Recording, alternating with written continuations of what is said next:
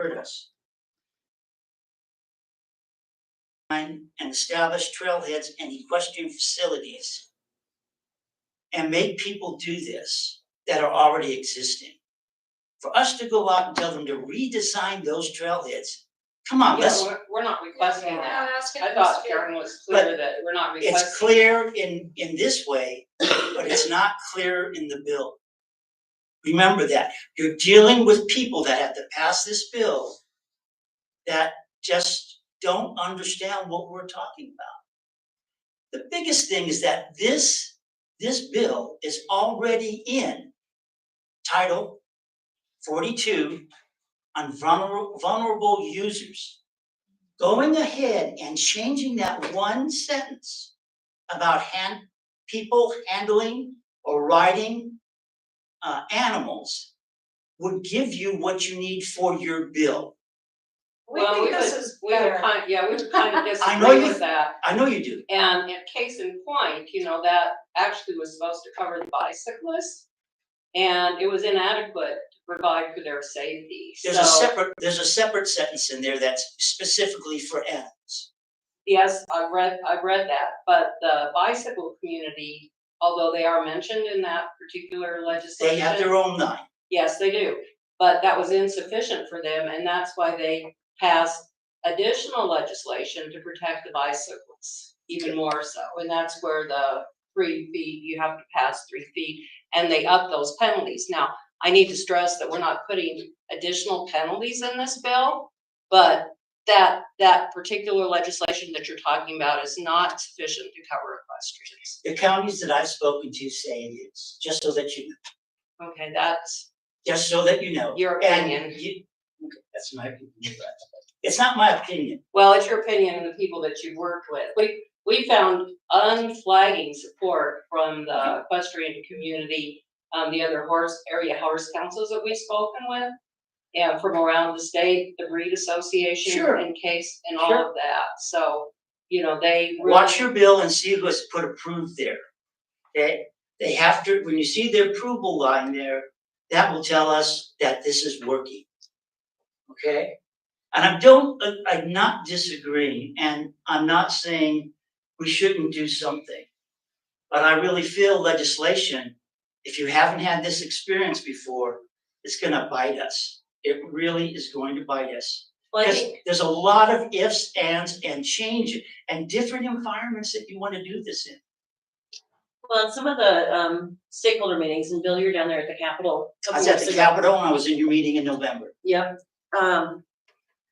We heard some of the feedback. We gathered it up.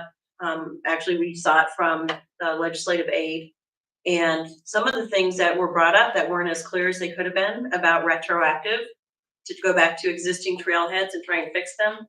That was not as clear as it could be. So anything moving forward is what we're trying to get done. So there's not a large impact. There was no request for additional taxpayer dollars to fund this, for example. So, cities, counties will not have to go to the vote of the people trying to find additional funding to make this happen. This will have to come out of their existing operating budgets or the engagement with the law enforcement. There was a bill that was passed to give the law enforcement agencies more training money. So there's ways of finding you are mandating it for counties then, is what you're saying? Every county?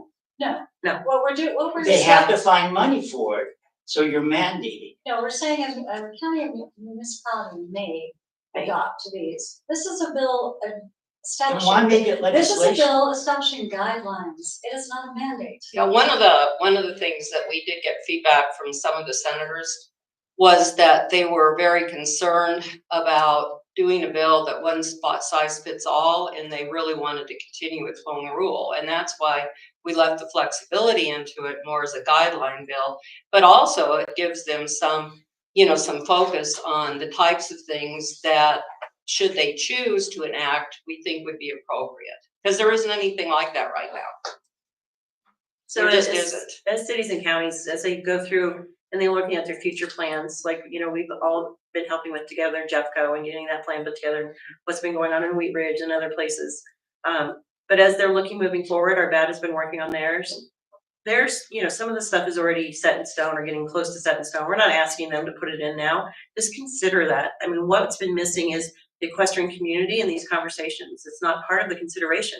Bikes are, trail users are, pedestrians are, but the equestrian community is not. And that was the most telling thing when we were talking with the developers at Table Mountain Ranch, and then also working with the county on the planning is, what can you do to help disrupt this equestrian community? Because you're disrupting a community of 51 years. They just weren't aware. Like, what do you need? What are some of the things that we can do to move forward? And we actually negotiated a great deal with Remington Homes. They've been a great partner. While we would love to have kept Table Mountain Ranch intact, because so many of us grew up riding there, they're now giving us tractors to put out in the community for the horse protection league and for our bad area horsemen, and giving us some of the stalls and runs and some other things that are really helping the general equestrian population enjoy some of that moving forward. So I think it's a lot of this just is awareness, and that's why we have the word may. I'm opposed personally to anything that impacts the home rule of cities and counties. It's just the way we've operated for a very long time, and there's some things coming down the state that have stomped all over that, and we're not trying to do that here. And so if when these planning commissions look to redo their master plans, we're just asking for them to identify equestrian zones. And if there's not sufficient signage in that equestrian zone with the development around there, maybe we'll ask for a couple more signs. By working with us, bring us in and we'll help as equestrians show where the issues are, and then put on that pass wide and slow. So we're not asking for a lot of dollar amounts or things right now. We're looking for the future to safeguard this, because there's not always going to be this awareness in the equestrian community as we all scatter, to the winds, going to the east and other places we want to go to just to escape some of this. This is just hoping to safeguard what we already have as a equestrian heritage that we're losing rapidly in all of these suburban areas. I agree with you, and that's not, the law's not gonna make the heritage grow, make it awareness of it. A program of awareness and education will make it grow. And all the things, and the reason why we're losing horse clubs around the country, and the reasons why we're losing horsemen and women is the economy, it is the industry, and it's horsemen and women that don't do what you're doing. You're advocating for things, and you're doing things. The word that I'm getting is that perhaps legislation isn't the way to make people listen. And I understand what you're going through, I really do. I'm not opposed to much of this. We got a question back here. Question for a gentleman. Did I hear you correctly that this bill includes a requirement for equestrians to wear helmets? It could. Once you get a It does bill, not, absolutely. let me tell you does not. something. Let me tell you something. Once you get a bill in there, and it's on the board, then it's the revisions that people put to it, and it's the amendments that people put to it that make it law. Are you ready to stand up and fight for all those amendments? Yes. So there's 3 of you here. How long are you gonna be here? How long are you gonna join and join? I us have in joined. Trying to shape policy. I am shaping policy, my friend. I shape it every day. One of the other comments that we did have, and I want to clarify this in case it comes up, is when we talk about the road crossing, somebody said, well, we don't want road crossings just for the equestrians. And no, we don't want road crossings just for the equestrians, but a case in point over in Indiana, we've talked with a lot of the community folks, and they're like, oh my gosh, we would love to have, a light controlled crossing here on Indiana so we can get across with our kids. Our kids can cross it, the pedestrians can cross it, and even the bicyclists. So if you hear that, oh, well, they're asking for something that's exclusive to equestrians. No, that is not our position. We want everybody to be afforded safety. And the state law does help us with that continuation, right? We're not all going to be here forever, and how can we impact the equestrian community? And so legislation is a law that when you go to build a development or you go to do something else, you have the folks at the cities and counties that can actually go look at this law and understand the legislation, and they can understand equestrians are part of the community. So we are trying to build that legacy of equestrians through legislation. And just to let you know, like the picture you had mentioned where the lady is on that one side, going down to Indiana, it's like there's a space on this side that all of a sudden is wider, then all of a sudden it's I this know. side. So you have to. I'm cross amazed back at and Indiana. forth. I haven't been up and down here for a long time. And Yeah, I've ridden it, people to it's stop. freaky, people go really fast, and I've been right, know, I mean, they're like inches from my foot, and I'm like, I don't like it. I As a don't like it. horseman, I wouldn't ride Indiana. I wasn't, If I was yeah, just- that wasn't my also, horse, but. I would be at his office every day, making sure that we do more trails for you, more areas for you to ride that are safe. Really work with your counties to make a place for horses. Oh, we've been working with I our know. county, I probably to the point that they're like, go away. I know that they do that, but at the same time, so your response to that is have a state bill to make people do things? No, these. Well, that's not gonna change your environment, then, is it? It's to create consistency. It's to create consistency and provide guidelines. Draw on up a some- manual and have on a group some- do it every year, update it. On some needed improvements that we feel we need for our safety and also for the, like Lydia mentioned, for the drivers. Well, and it's also, I mean, I think there's a lot of education that needs to be in the education. And the, you know, like, you've got the trails, but the trails cross roads. And how do you get a horse across these roads safely? And I'll give a great example is the Ralston Valley Trail, which has big signs all the way down it for equestrians on the sign. And then you get to a road crossing and it's a tunnel that there's no, it's a mini horse, that horse is not going through that tunnel. And there's no way to get across the road because everybody thinks that the bikes and the pedestrians are going through the tunnel and there's no physically possible way for a horse to go through the tunnel. So there needs to be another way to get across that road, and that's safety for everybody. And we found the jurisdictions have been really accommodating. They don't know what they don't know, right? They're trying to accommodate all of their citizenry or visitors.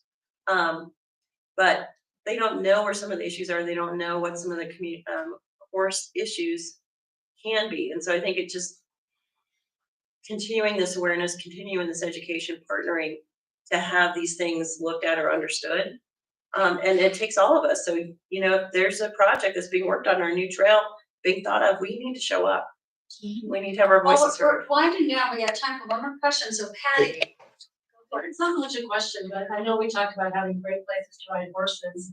But a lot of people at the barn where I'm at don't have trailers. So they have to ride along Indiana some way or another to get to the big equestrian center. So they don't have a trailer to take their horses, they have to ride. So it's nice to have places to go.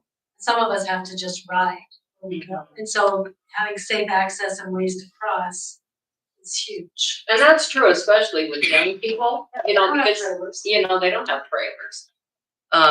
You know, in Jefferson County, we used to have so many places that you could ride. I live up north of town, kind of by the lower entrance to White Ranch Park. And I would ride across Highway 93 and cross it. Now, can you imagine trying to cross 93 at this point in time? I don't think so.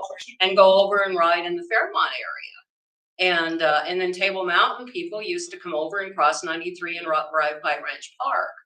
And that just is not workable. Now, hopefully, with some of the development that's going on, we may end up with a equestrian trail across, you know, also a multi-user trail across that highway. I don't know if it'll go under or over. I don't know. We've talked about that.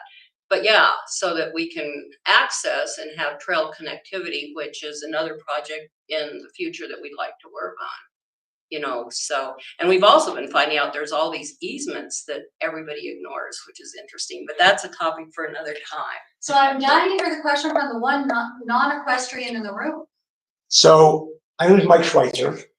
I'm with Ralston Valley Coalition. My son Johnny runs JL&B Feed Store at Silver Quarter Acres. My kids have all gone through Western Airs. They're all in their 20s and early 30s now. But I have a comment about a couple of things that I've heard. I've been to several of these meetings and I'm happy to host them. Sorry our live feed didn't work as well in the early part. Now there's more people involved and can hear better. My last comment is really, I hear about, everybody here is an equestrian, except for really me, but right?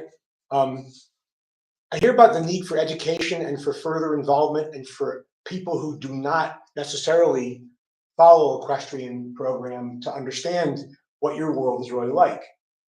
My idea to do that, use Sweet S and Silver Quarter Acres and the open equestrian park that's near there off Indiana. Host an open house, right? Invite locals with their kids to come down and ride the horses, and I'll walk them around by rein and right. Have an equestrian education session, right? Have an open meeting like this, but invite non-equestrian people to it. Educate people. I've been involved in motorcycles all my life. Long time. And the way I involve people in getting understanding motorcycles and racing, the things that I'm passionate about, is to show them the garage. This is what this does. That's what that does. And we go in and watch a race, or I'll take them for a ride in the back of the bike. Nowhere near the way I would ride by myself. I want to ride so that they'll enjoy it. And that's what you should do. Invite adults and kids and have them come to an open house. Have a couple of the stables host a session like that. That way you get people involved and they find out the beauty and the fun of it. I used to go to Western Aires when my kids were little, riding tenderfoot, and go, this is crazy. I got to do this for years. I came to love it. Right? And then I watched not only my kids, but all these other kids that our family's kind of adopted all of them. They're now all in their 20s and graduated out of Western Aires. We watched them graduate and go to different teams and red team and ride at the stock show. Proud as hell of those kids, right? And none of them would have. And I talked to Glenn Keller, unfortunately, before he passed. And Glenn Keller said, "This is not an equestrian program. This is a child development program that uses horses." Yeah. And I loved him for that, right? Yeah. There were a lot of people that had a lot of cranky problems with him, but he was an amazing guy who supported an amazing program his entire life. And to perpetuate that, educate other people, right? Go to Western Aires, promote a program there. Yeah. Join forces with organizations that are already involving kids and families that otherwise would not have an introduction to the equestrian lifestyle. Thanks, Mike. Those are great comments. Yeah, and we've run into this in our engagement in our community for almost 2 years now, how much our neighbors, our non-horse neighbors, really enjoy seeing us out there. They want to live where we live. They really do, and they want to be able to have access to what we do. And we should find a way to open the doors and bring the public in more. But that's a project for another day. Yeah.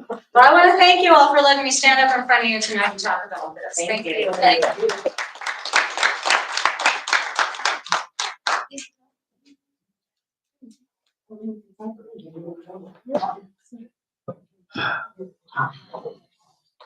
I don't know if you want to continue with the live feed. I think so. We're still on it. Yeah, it's your meeting.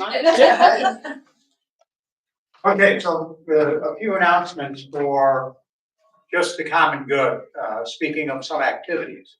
And, I guess I will say one thing that we've been reinvigorating Jefferson County Horse Council the last few years after a period of increasing quiescence.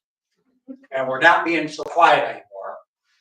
And we are getting out doing some of those things, but every day's got 1,440 minutes, and it seems like we need about 2,000 in every day, 2,000 minutes in every day.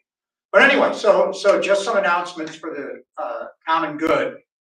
We do have a bunch of emergency evacuation training classes coming up.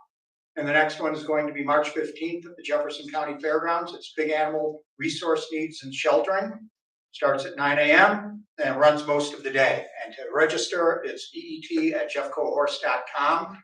And then we've got more training classes in May and June. And the classes are close to full, but we've just recently reallocated some money. So we have open spaces in a couple of the, in all of the remaining in-person classes at the fairgrounds, because we just reallocated money. So we've made more seats in those training classes.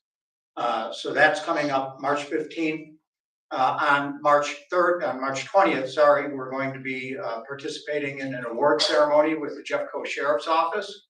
It's going to be at Denver Marriott West, and this is an award for service during the quarry fire for our EET, sort of acknowledging our efforts last year in late July and August. Then on Saturday, March 22nd, Susie and Grace will be at the Wildfire Safety Fair at Foothill Park and Recreation Fieldhouse. This is a wildfire safety fair being hosted by Xcel Energy, and we're going to be part of the Animal Control Unit booth. Yeah.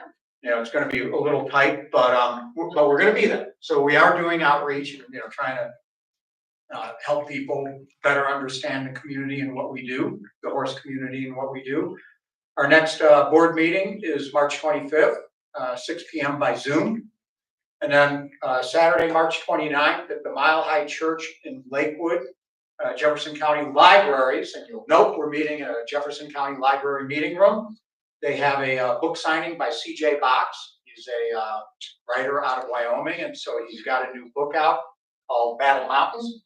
And so he's going to be there from 12 to 4 at the Mile High Church in Lakewood.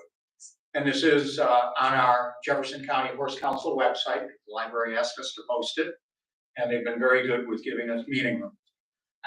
Tuesday, April 1st, applications are due for people that want to get an untouched Mustang and participate in the Meeker Mustang Makeover. So if any of you are interested, you can just go online, you know, you can just type in Meeker Mustang Makeover, and applications are due April 1st. There's a couple of different, you know, divisions. Mostly they're handing out yearling Mustangs. Totally untouched and crazy. Totally untouched, yes. And it's your job to train them up by late August. Their competition is on August 22nd and 23rd. Last weekend of August, it doesn't include Labor Day. Can you use other trainers? Do people have to train them themselves? You have to train them yourself, but you can get help from other trainers. And I would highly recommend getting help. You know, you can talk to about it. And I would highly recommend talking to my son. Our son Jonathan is amazing at training Mustangs. I did a yearling in 2021, and I learned a few things, you know.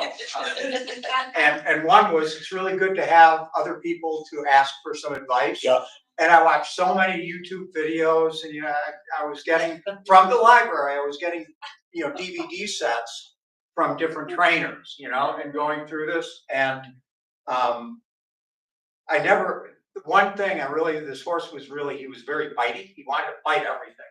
I bought a manure fork and I brought it out there, and I got distracted and I just left it in the pen with him. And I came back 10 minutes later and he'd bitten off 2 of the tines off of that manure fork. He put his mouth on everything, and I never did break him of it. And so when we came back for the competition, there's a freestyle, you know, where you've got to set it to music, and it's about compulsory movements for the horse, but also your artistic interpretation, which I don't have any. But in the end, my daughter suggested, and she was my backup on this, she said, well, he's very mouthy, so, you know, he's going to do stuff like that. So I think you guys should share a shot at the end after all of these adventures. And, you know, he's going to go for that glass, especially if it's made out of peppermint. So we made peppermint shot glasses, and he took his right away. And we had apple cider, you know. It was a brown liquid from a clear bottle.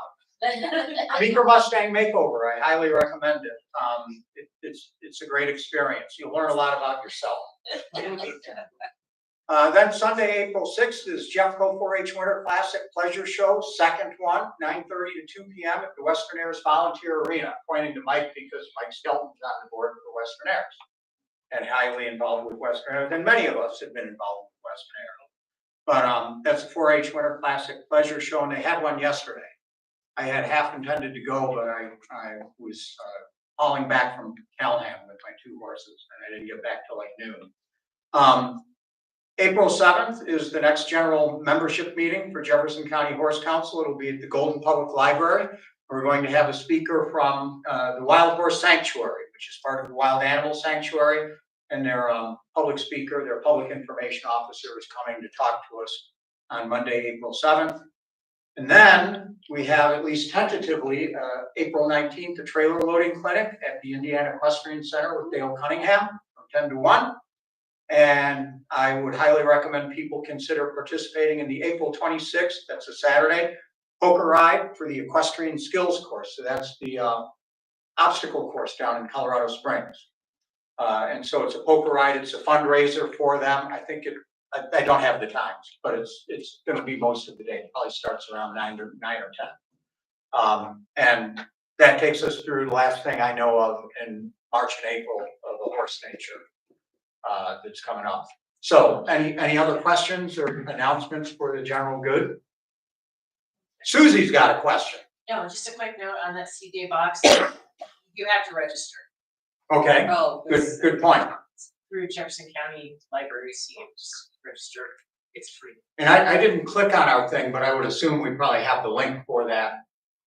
We've got to our web, it is posted on our website. I would assume we have the link. I didn't go through that. I attended the CJ Box book signing Saturday from 7 to 9 or so. That was down in Lone Tree. So, yes, you had a question. Yeah, thanks for the opportunity. Our county representative. Yes, thanks for letting me be here. Thank you to Fran and everyone else who's made it easy to reach out to the equestrian community here in Jefferson County. I don't think we could have even had a relationship before you all reached out to us. So thanks for that. But I wanted to let everybody know that we just completed a round of public comments on our comprehensive plan. That Friday was the last day to get comments into that draft. Actually, it was called a partial draft. We will have another draft out in April, another opportunity for public comment. Ideally, there's going to be a lot of good things that we've learned from you all. So thanks for that. Also, just to let you know too, we work really closely with Open Space. I appreciate the comments about White Ranch and trailer parking and trail crossing. I'll share that with our friends at Open Space too. And then the last thing, I would love to talk to probably Karen, you about the decision about allowing the two-way traffic on one side, two-way equestrian traffic on one side of the street, and just how you got there. Because I know that I've been involved with bicycle advocacy for a long time, 35 years, and that was something that was a big issue for a while. Finally, it got to where it is today. But I'm curious how that goes, and Yeah, we can chat. thank you. Okay, thank you. That's it. Yeah, thanks. Thank you for coming. Thanks for letting me. Yes, thank you for coming. And yeah, as you know, we've been trying to get more involved with all of the zoning and land use stuff. That's primarily Michelle and Fran doing that, but others as well. So hope you got some good comments. I sent you a bunch of comments. Then we got And I will have to say, it was really easy to make comments on that plan and also on the map, which was absolutely refreshing, because sometimes commenting on some of the regulation changes is somewhat daunting. But yeah, you guys did a great job on that as far as, allowing the input to come in, in specific areas. So I, for one, that review all that stuff, really appreciated that. I get every land use case in Jefferson County, and now Michelle does too. And one follow-up comment on open space, they have, it certainly seems to be the last few years they've been paying a much greater degree of attention on trail connectivity, and they have been incorporating equestrian considerations into trails in areas where there's heavy equestrian use. And Lydia and I participated in an open house they did last year in April or May.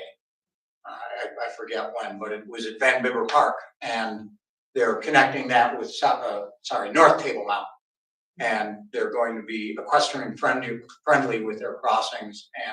But they do have one tunnel, and I guess now that what you said now makes me wonder. I wonder how deep that tunnel is going to be. It's supposed to be deep. Okay, yeah. But that one is, I think, under McIntyre.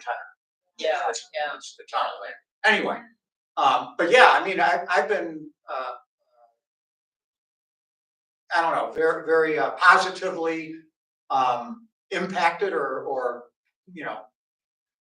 I feel very optimistic about what open space is doing in terms of trail connectivity, because I think we have a lot of opportunities to do that. And I think it would drive some of these issues, like people living across the street from Indiana Equestrian Center, and they trailer over, because even though they're like 100 yards away, they know that they're probably gonna get whacked if they cross Highway 93, so they trailer over. And I see them there quite occasionally, and it's like, you got your trailer here, you're across the street. Yeah, well, too many accidents, too high speed, too much traffic. So I think the trail connectivity is going to be in our favor in the end, if we are visible.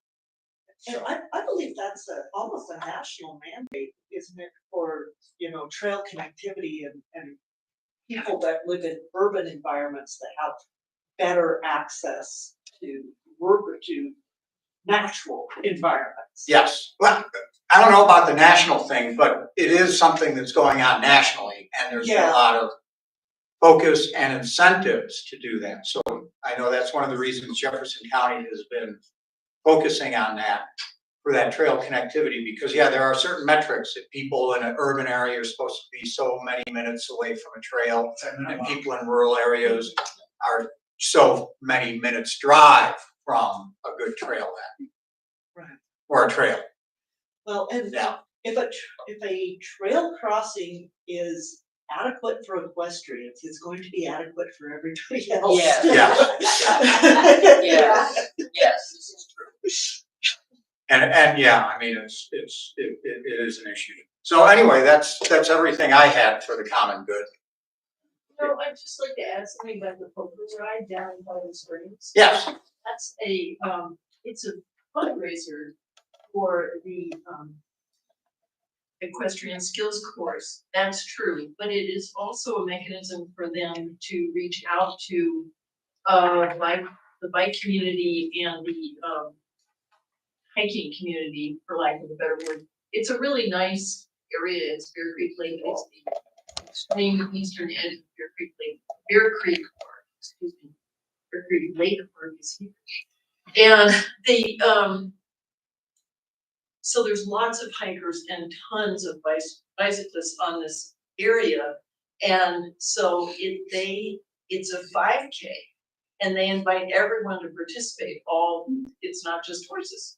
And then they use it as an educational opportunity for the other users. And I think that's incredibly clever.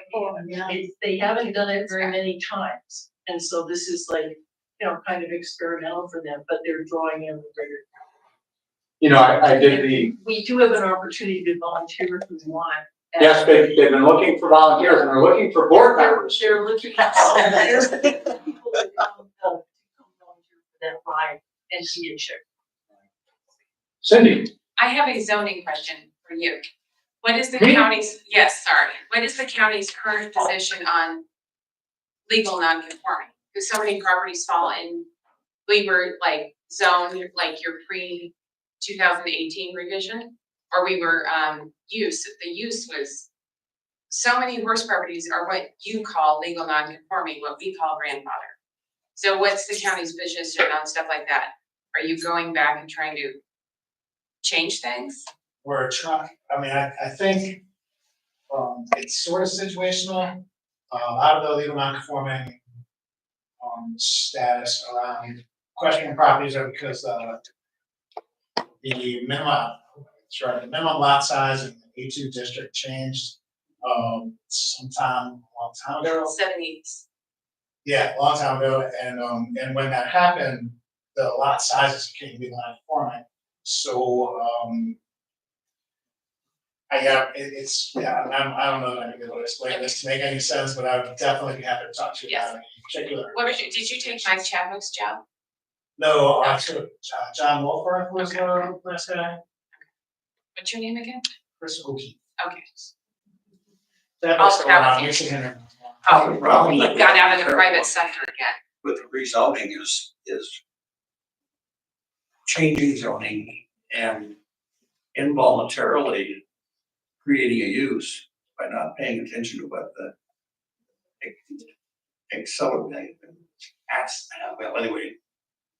the related activities are limited to or not limited to. And later we went through this years ago where they changed the setbacks.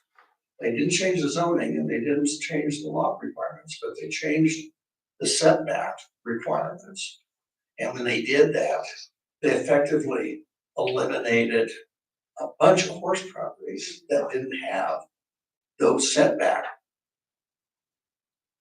to satisfy that problem. And we told them, they said, well, we didn't even think about that, and went back in and changed it for that. But With all these zoning revisions, there's a lot of stuff like that that's, unintended consequences that are happening, and that is my concern with your bill. I'm agreeing with Bill here, that I feel like I went to meetings for 30 years about, let's say, Table Mountain Ranch, it was for sale, it was in foreclosure, and then everybody's taxes got raised after we went to all these meetings. So I worry about this, that you guys cracking down on legal non-conforming. Well, you know, and I think, so many of our agricultural districts are just turning into residential, you know, people are coming with money, they wanna buy, they want land, they want a house, and, you know. Some play nicely with the equestrian community and some do not, so, you know, we see, we hear all the time. Yeah, I think we've had a few discussions on, you know, because right now the agricultural zoning, I think for A1 is 5 acres, you know, up to 5 acres. And if it's a non-conforming lot and it's a little bit less than 5 acres, because I think you can have unlimited, which I'm not a big proponent of that. That Livestock changed in 2018. on if you've got the 5 acres, but if it's non-conforming, then you're restricted to X amount according to what the formula is, which I can't think of off the top of my head. You know, even if it's 4.99 acres. So yeah, we need to, you know, I think we've had a couple of discussions with some of your folks. You know, we need to think of what makes sense for that. Because some of our boarding facilities are on fairly small acreages and have quite a few animals, probably that would exceed the, you know, per acre amount, but they're well taken care of and it's well managed. So some of that we need to think about, and there's no easy answer on that. There's no easy formula for that. So that's why we want to work with, you know, the county to see what makes sense, you know, for the greater good of everyone. That's what we're after. And it's hard. I wouldn't want your job. You would? No, I wouldn't want it. I wouldn't want it. One other announcement for the common good, and that is that Indiana Equestrian Center, they do have work days, our Area Horsemen's Association, and if Scott had come here, maybe they'd come today, but they're gonna have a work day in April.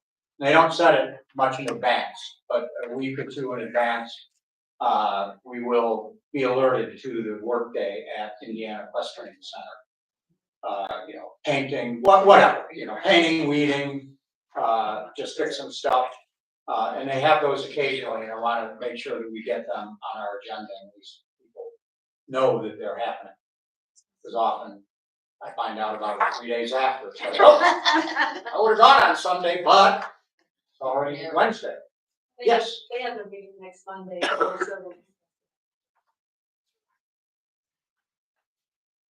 Bill? Just want to say I applaud your group, your club, your organization. I wish every county had your organization. I really do. It'd make life a lot easier. And as you ride down the road, I hope you have our liability insurance coverage that you're supposed to all have when you become a member, because it's going to be extremely important with your bill to mandate that you have the same liability coverage as cars. I don't think that's written in the bill. I don't think it is either. No, so it's not But mandated. that'll be the unintended consequences that will. Perhaps. Perhaps all they have to do is have one senator say they need it, then you're gonna need a driver's license on your horse. Be careful, that's all I'm saying. This is a great group. I really do appreciate you, and I appreciate the work you do. I really do. And keep the invitation coming, and I invite you all to remain a member of the Horse Council. All right. Okay. Anything else? Nope. Before adjourned. They haven't turned the lights out on it.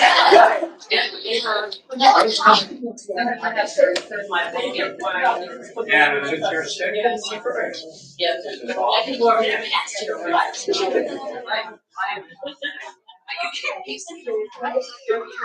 Thanks for coming.